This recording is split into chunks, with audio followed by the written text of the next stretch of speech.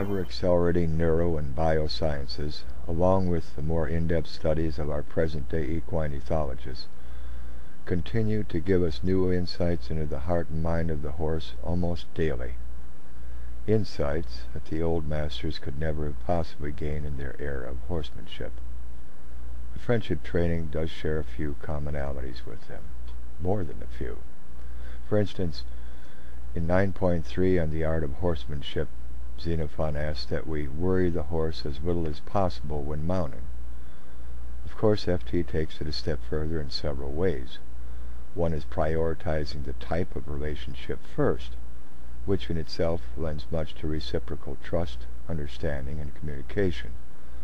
The other is regarding mounted activity and restriction as hypersensitive issues to be incrementally addressed only after the relationship is well established. He also states in 9.3 that the rider should let the horse stand longer than usual after mounting. But if the horse has already developed a deep understanding and rapport with the rider and learned to stand, that particular habituation isn't necessary. In 9.10, he instructs us to teach a horse to be calm by chirping with our lips. But for some, if not many of us, would find it difficult to chirp when that explosive, hyper-reactive, adrenalized fright startles our horse when we're out riding.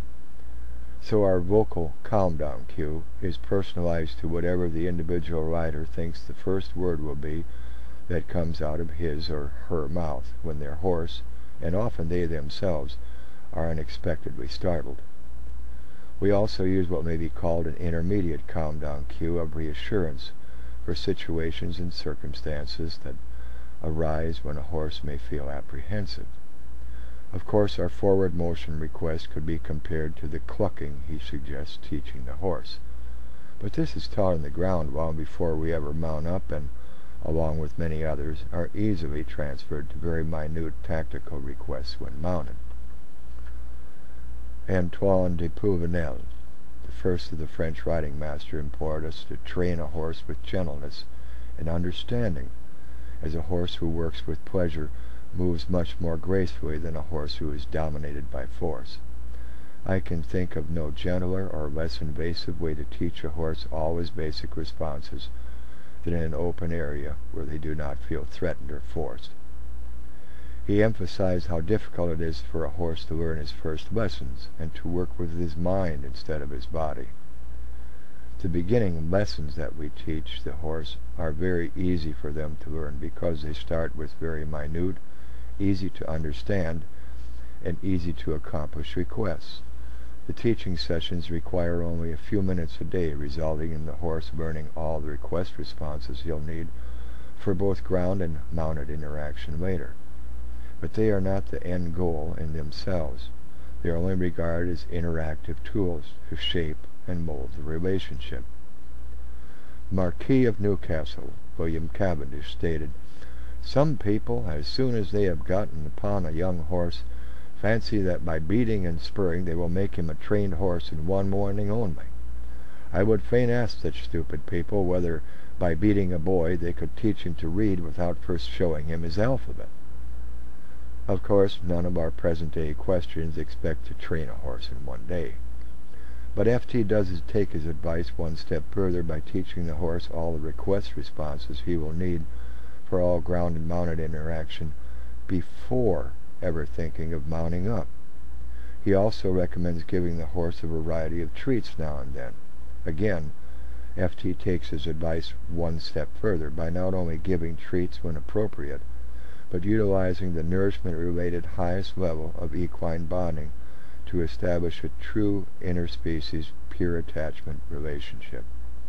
His strong warning to follow the dictates of nature and never thwart her, since she is the mistress of the world and ought to be obeyed, is the mainstay of friendship training. For not having an in-depth understanding of the original model before domestication leaves an open door for grave misunderstandings and needless unintentional harm. Francois Rubichon stated, "The knowledge of the nature of a horse is one of the first foundations of the art of riding it. and every horseman would make it his principal study. The horse world in general seems to have drifted away from his advice and instead sought only the reactions of domesticated horses to various methods of training. Amongst many others, there are 3 preliminary studies for anyone who ever hopes to use friendship training. The first is the Cloud series, an award-winning video by Ginger Catherines documenting the 7-year life story of a wild Mustang named Cloud and the social behavior of feral horses. The second is the ebook Horsenality by internationally respected ethologist Andy Beck that not only gives us a rare insight into horse psychology and equine social behavior, but also our past and present relationship with the horse. The third is Dr. Sue McDonald's Equid Ethogram. Dr. McDonald is the founder of the Equine Behavior Program at the University of Pennsylvania and is known internationally for her research-based scientific approach to equine behavior. There are naturally many other highly qualified equine ethologists and research scientists to be considered, and we strongly encourage making extensive comparative analysis of as many as possible.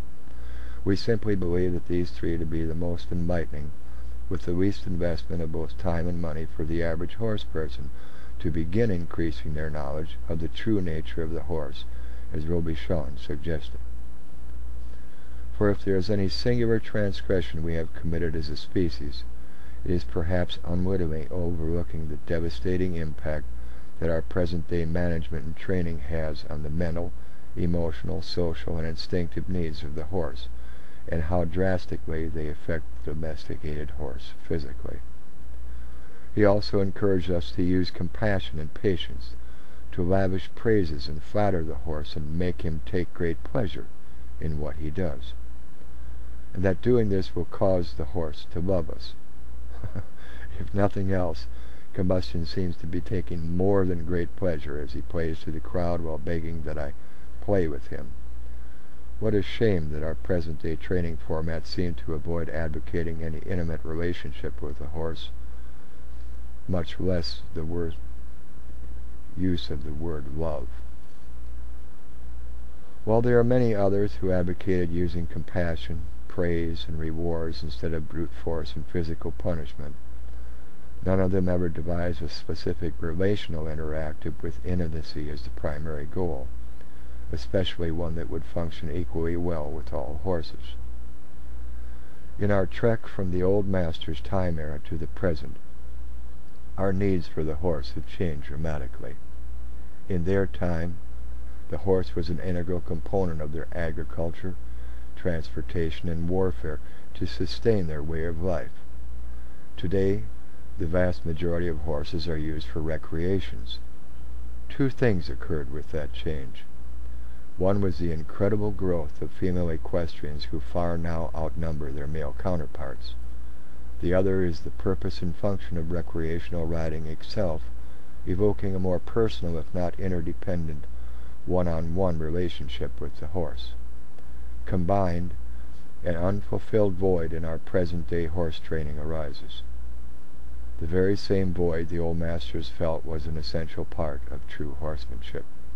Certainly, assertiveness and control are factors to be seriously considered, but both safety and intimacy seem paramount to the female equestrian, which is the very foundation of friendship training.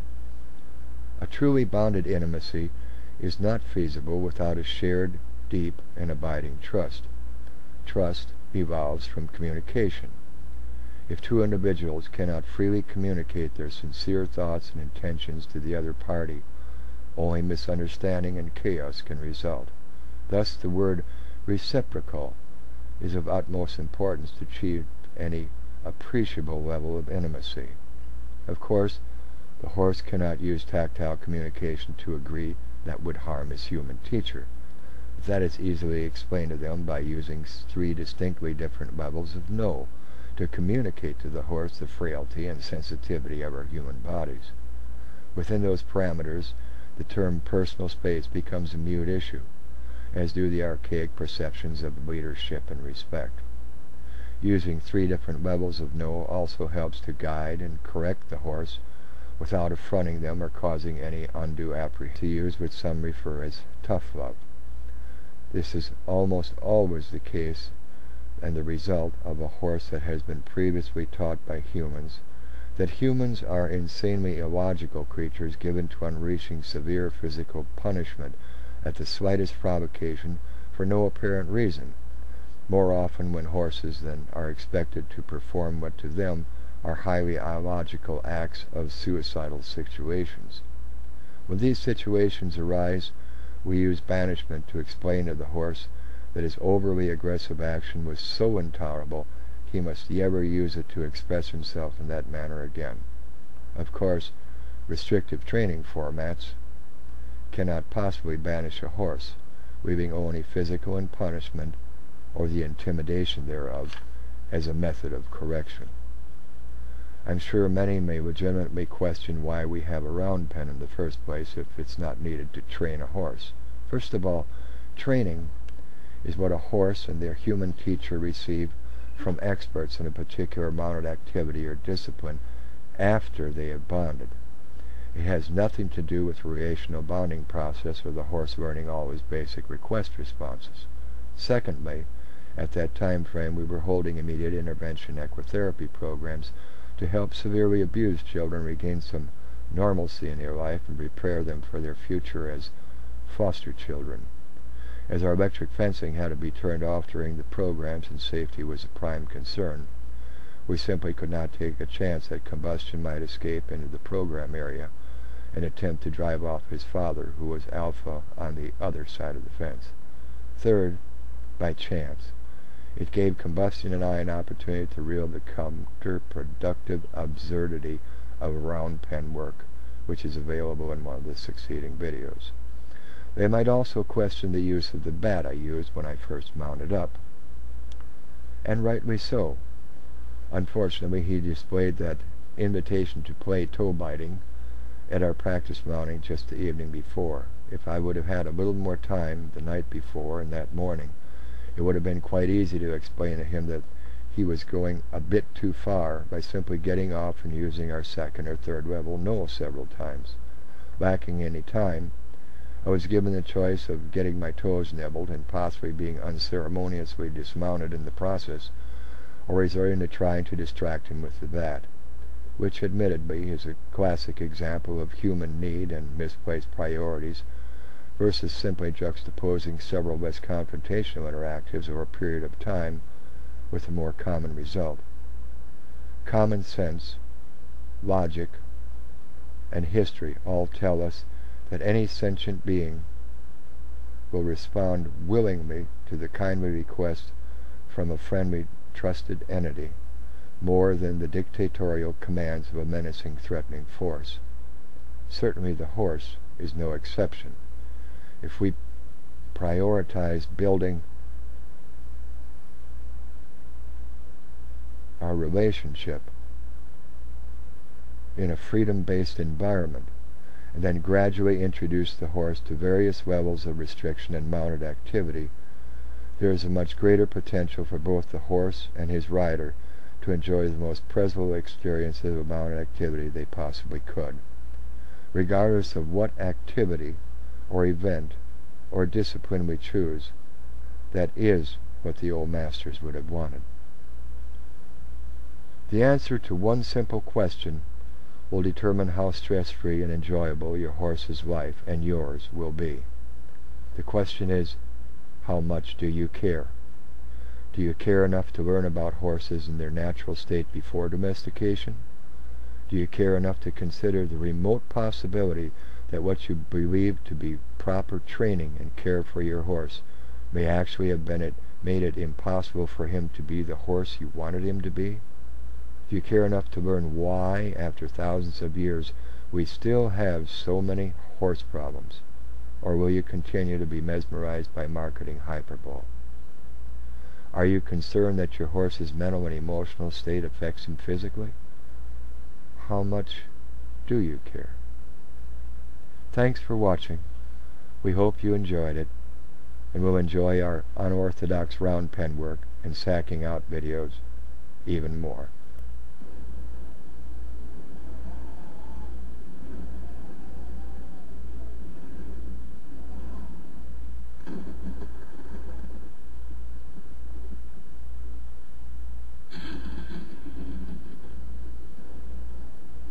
Mon homme au cheval.